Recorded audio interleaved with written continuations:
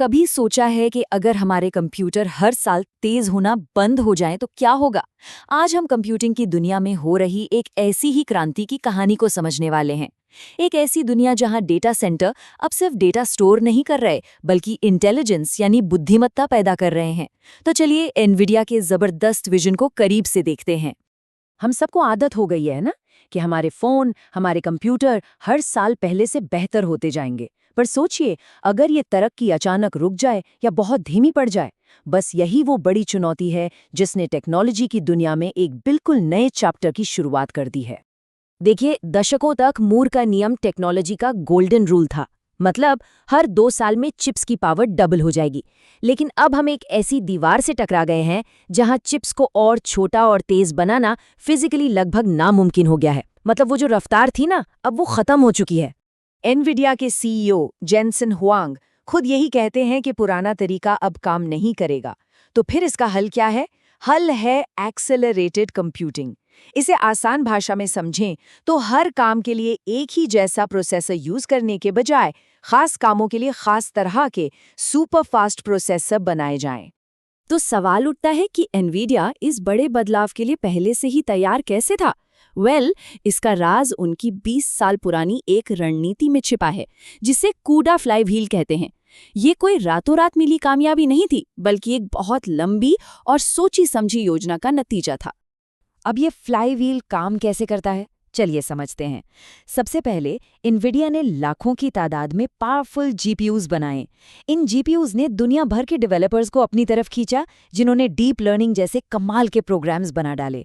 इन programmes ने पूरी की पूरी नई मार्केट खड़ी कर दी, जिससे और भी ज्यादा जीपीयूज की डिमांड बढ़ी। ये एक ऐसा पहिया है जो हर चक्कर के साथ और तेज होता जाता है। और इसका नतीजा? आज दुनिया में करोड़ों जीपीयूज एनवीडिया के क्यूडा प्लेटफॉर्म पर चल रहे हैं।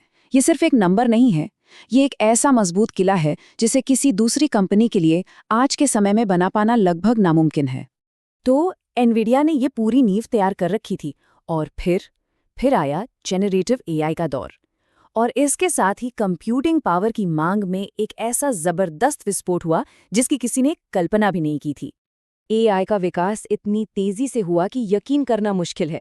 2022 में एआई तस्वीरें और टेक्स्ट बना सकता था। 2023 तक वो तर्क करना और प्लानिंग करना सीख गया। और अब 2024 में वो कोड लिखने और काम करने जैसे असली एक्शन भी ले सकता है। और हर नए कदम के साथ कंप्यूटिंग पावर की उसकी भूख और बढ़ती चली गई। और ये कोई छोटी मोटी बढ़ोतरी नहीं थी। सिर्फ 2 सालों में एआई कंप्यूटिंग की मांग में 10 लाख गुना का उछाल आया है। 10 लाख गुना! ये कुछ ऐसा है जैसे कोई साइकिल चला रहा हो और अचानक एक रॉकेट पर सवार हो जाए। हम सचमुच एक नए युग में जी रहे हैं। अब इतनी बड़ी मांग को पूरा करने के लिए डेटा सेंटर की पूरी परिभाषा ही बदलनी पड़ी। अब वो सिर्फ फाइलों को स्टोर करने वाले डिजिटल गोदाम नहीं रह गए, बल्कि एआई फैक्ट्रियां बन गए हैं। एक ऐसी जगह जहां इंटेलिजेंस का प्रोडक्शन होता है। तो ये असल बदलाव है क्या? देखिए, पुराने डेटा सेंटर एक लाइब्रेरी की तरह थे। आप जाते थे और जानकारी निकाल लाते थे।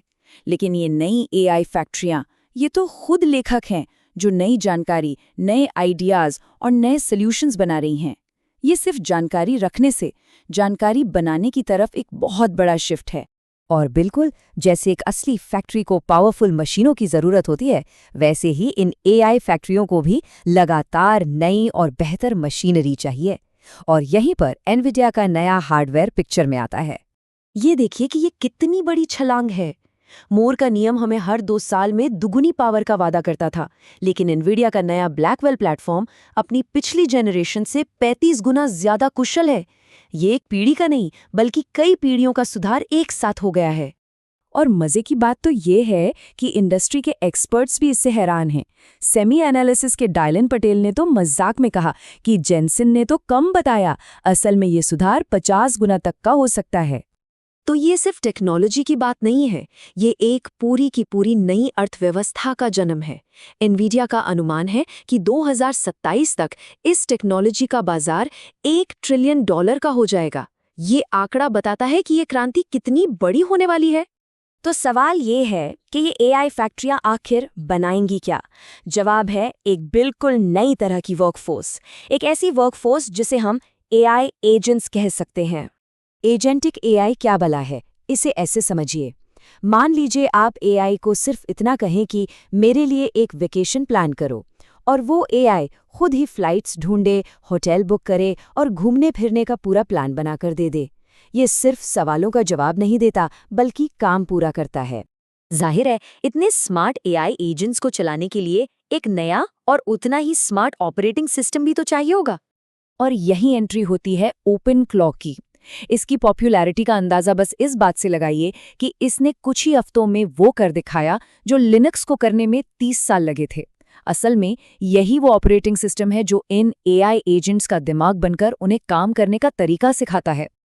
और ये एजेंट्स दो तरह के होंगे। पहले डिजिटल एजेंट्स, जो हमारी ऑनलाइन दुनिया में काम करेंगे, जैसे कोड लिखना या डेटा को एनालाइज करना। और दूसरे होंगे फिजिकल एजेंट्स, यानी रोबोट्स, जो हमारी असली दुनिया में उतरेंगे, जैसे कार चलाना या फैक्ट्री में मदद करना।